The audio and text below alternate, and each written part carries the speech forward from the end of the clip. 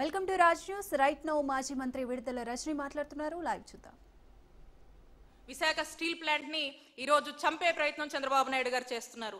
అదే మా నాయకుడు జగన్మోహన్ రెడ్డి గారికి ఒక దమ్మున్న నాయకుడు, ఒక చిత్తశుద్ధి ఉన్నటువంటి నాయకుడు, ఆంధ్రుల హక్కు, ఆంధ్రుల ఊపిరిగా ఉన్నటువంటి ఈ విశాఖ హక్కుని కాపాడుకుందాం, ఈ స్టీల్ ప్లాంట్ ప్రాజెక్ట్ ని కాపాడుకుందామని అన్ని విధాలుగా ప్రయత్నం చేసి పలుసార్లు దీని గురించి ఫాలో అప్ చేస్తానే ఉన్నారు.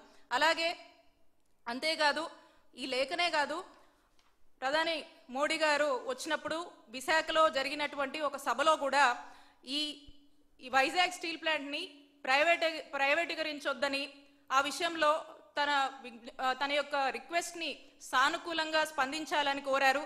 అలాగే తమకు రాష్ట్ర ప్రయోజనాలే ముఖ్యమని జగన్మోహన్ రెడ్డి గారు ఆ సభలో కూడా చెప్పడం జరిగింది.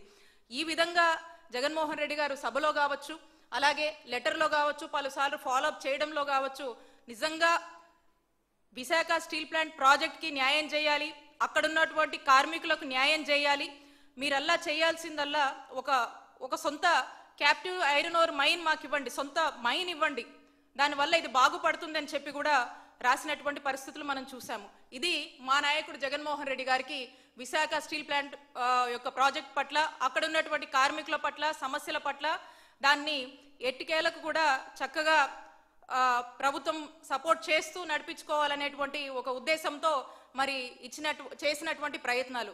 మరి ఈ రోజున చూస్తే చంద్రబాబు నాయుడు గారు ఏం మాట్లాడుతున్నారు ఏంటో మనకు అర్థమవుతోంది. ఇందాక చెప్పినట్టుగా ప్రతి దాంట్లో కూడా ప్రైవేటైజేషన్ అనేది చూస్తారు. అసలు ప్రభుత్వం అంటే ఏంటండి? ఏ ప్రభుత్వం అయినా ఆ ప్రభుత్వం యొక్క బాధ్యత విద్య కావచ్చు, వైద్యం కావచ్చు, ప్రాజెక్టులు కావచ్చు, రైతులకు సంబంధించినటువంటి, రైతాంగానికి సంబంధించినటువంటి సమస్యలు కావచ్చు, అవన్నీ ప్రజలకు నచ్చినట్టుగా, ప్రజలకు కావాల్సిన విధంగా అందించేటువంటి అడ్మినిస్ట్రేషన్నే ఆ యొక్క ప్రభుత్వం యొక్క బాధ్యత. అది ఎవరైనా ముఖ్యమంత్రి ఉండని. మరి ఈ రోజున మరి చంద్రబాబు నాయుడు గారు మీరు చూసినట్టయితే విద్యారంగం చూసాము. ఈరోజు ఏమవుతుంది?